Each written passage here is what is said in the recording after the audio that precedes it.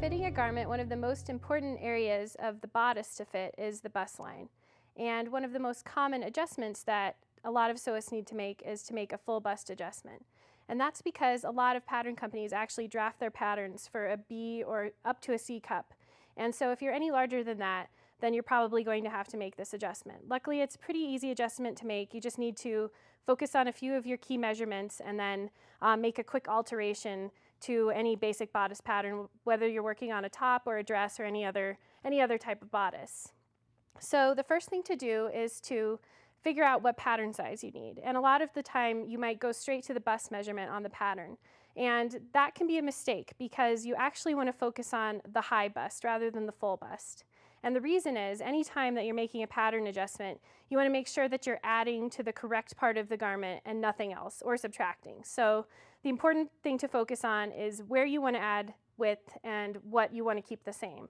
So the reason to focus on the high bust is because then you can keep your armhole and your neckline the same and it will fit you, and you won't have to make alterations to that, and you can just make this quick adjustment to add width across the full bust. So if the full bust measurement is listed on the pattern, you can look at that, but it's more important to check the high bust. If the high bust measurement isn't listed, then you can always go to the pattern company website. A lot of the time they'll have a complete listing of all the body measurements that they use to draft their patterns. You can also ask at the fabric store. A lot of the time in the area where they keep the pattern books, they'll also have the chart with the complete list of measurements. Another good rule of thumb is that if your full bust is actually more than 2.5 inches larger than your high bust, then you'll know automatically that you're probably going to need to make the adjustment. So let's talk about where on your body you need to measure and how to make that comparison to determine whether you need to make this adjustment. So your high bust is actually above the full bust, and you're going to measure right under your armhole around the widest part of your back. So that kind of looks like this, and it's okay actually if it tilts up a little bit, and you want to take this measurement actually really close to your body because you want the neckline and the shoulders of your garment should fit pretty close to your body. So it can be pretty tight. So you can just take that measurement. If you have a friend to help you, that's even better because they might be able to get the correct angle right there on your body. You can also use a piece of elastic if you want to kind of to take your measurements because that'll help it fall in the correct place. I've got a fiberglass tape measure, which is always very useful for fitting because it doesn't stretch or warp.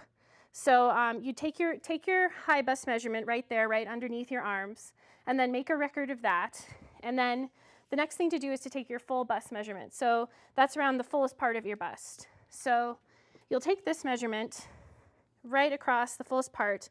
And it's also very important to be wearing the undergarments that you plan to wear with the garment because that will affect the placement of the fullness of your bust. So we'll take that measurement and make a note of that as well. And then you're going to compare the two. So if the high bust measurement has a difference of greater than 2.5 inches than the full bust measurement, then you know automatically that you need to make this quick adjustment to the pattern. So the next step, now that you know that you need to make the adjustment, is to find the apex of your bust. So the apex of your bust is actually located at the nipple or the point of your bust. So right here we have it marked on our dress form. So you're going to need to find out where that is on your body because that's where you want to add the fullness. So there's a couple ways to do that. You can hold the pattern up to your body once you've figured out the right size that you need based on your high bust measurement. You can hold it up to your body and kind of make a little chalk mark on the pattern. You could also measure, so you could measure from the top of your shoulder point here to figure out what the distance is to the apex of your bust. And then again from the side seam. So you could make a note that way. So whichever way is easiest for you to find out where the very point or the apex of your bust is. And then you're going to transfer that mark to your pattern. So some patterns have an apex marked on them, but you probably just want to ignore that because that's based not on your body. You want the apex for your body. So I've gone ahead and marked the apex here on my pattern. I've just made a little X here so that I can see it clearly. And I know right from the start that this is the point where I need to add fullness. So this is a very basic bodice pattern. It has a bust start on the side, and then it also has a waist start. So we're going to see how changing the fullness here will affect these darts. So I'm going to go ahead. Usually I would use a mechanical pencil like this because you can make a very sharp, crisp line and you can erase. I'm just going to use a red pen here just so it's easy to see the lines that I'm going to draw. So I'm going to start out by drawing my guidelines. And in this case, I'm just going to say that we need to make an adjustment of 1 inch. So in that case, it would mean that the full bust is 3.5 inches larger than the high bust. So let's say we're making an adjustment of 1 inch for this full bust adjustment. So the first line that I'm going to draw, I'm just going to make a straight line straight through the middle of the dart on the side seam, through the dart point to the apex.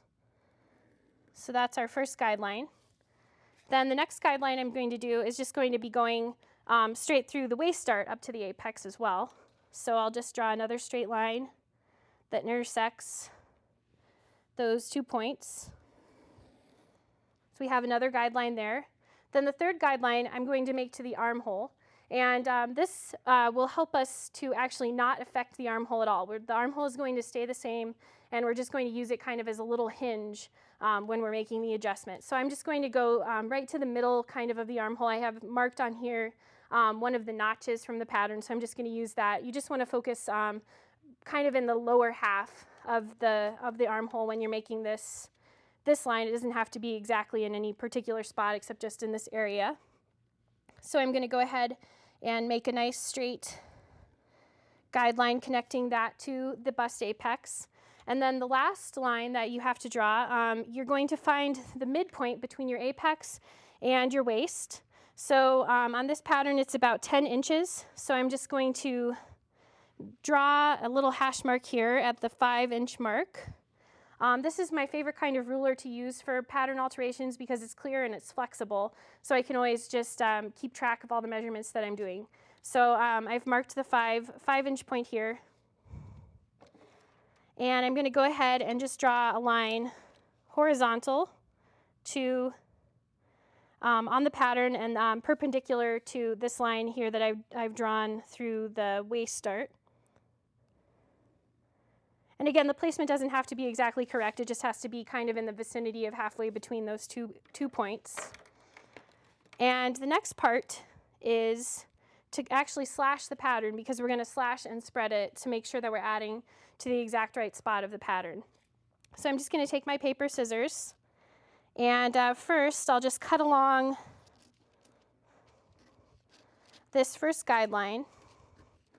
And I've got my pattern resting already on the paper that I'm going to use for adding to the pattern. So, so it's already here in place. I won't have to move it too much once it's cut into several pieces. So I'll just cut right up through to the apex. And then I'm going to cut again, just make a little turn here and cut straight up to the armhole.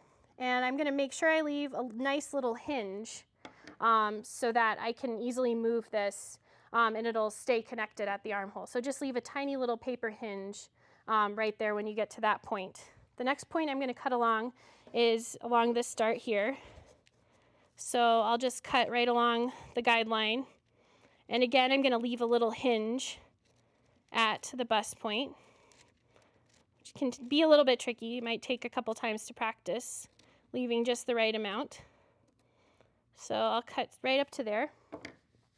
And so now I've got 2 hinges to use. And the last line to cut along is the horizontal line that we've drawn here. And this will make it so that we can actually make the pattern the correct length after we've moved the darts. So we have it resting here on the paper. And this is important because this is the spot where you're going to add the amount that you need. So like I said, we're going to add 1 inch to this pattern just because that's easy and that we'll add the right amount to give a little extra room at the bust point. So I'm just going to spread these 2 points right where I've cut the apex. I'm going to make sure to add exactly 1 inch right there. That's how much I want it to be spread. So I'm going to tape that in place. And don't be afraid to be very generous with your tape to keep your pattern from sliding around. So I'll tape that right where I want it. And the next part, that kind of naturally has created the spot for the arm's eye and the dart to go. So those are resting where they want to be. And I'll tape the rest of them in place, the rest of the pieces, now that I've made that addition. So you can see that that moved that slightly lower, and it moved this side of the armhole out, which we don't have to worry about because that'll actually be taken up within the dart. So the arm's hole will actually go back to the original shape that it was. And the next part here is just to make sure that we put this last piece in the right place according to how the pattern has been lengthened. So I'll tape that in place right here. And I just want to line it up correctly with the lower edge of the pattern. And with this line here, I want to keep those nice and straight. So I'll just tape those down in place.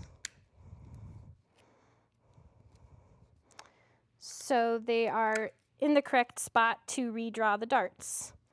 So the next step is to redraw the darts, and that's also easy. We're just going to locate the original point of the dart and then draw a line. I'm just going to mark halfway between the amount that I needed it to be spread, and I'm just going to draw a new line so that we have a wider dart. So I'll match that up with the original dart leg, connect that point. And then the same thing with the lower dart. I'm going to mark now, the dart is going to be a little bit lower because we've added room here in the center.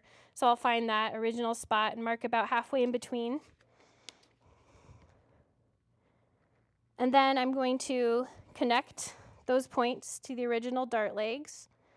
So the point here is that we're making these darts deeper. So when we make these darts deeper, we're actually adding some length, so the length will accommodate the bust in this direction, and adding a little width too.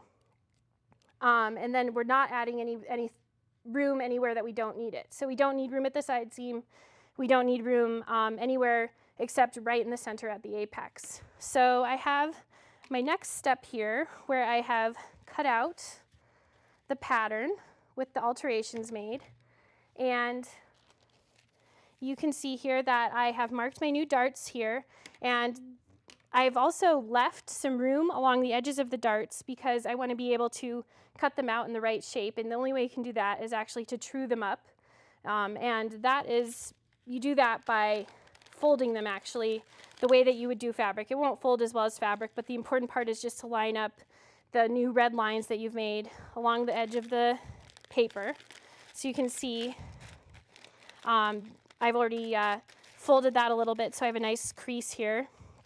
And then I'm going to trim it off along the edge so that I make sure to get the right shape for the edge of the dart. So that gives us the right edge of the fabric for that dart. And I'll do the same thing with the lower dart here, the waist dart. Make sure that I'm matching them up along the lines, and just make sure. The most important thing is just to make sure it's nice and tidy here at the lower edge. So I'll just go ahead and clip that off. And we can see there that now we have the correct edges for those darts. And we've got our new dart points indicated in red, and the correct amount spread here at the apex.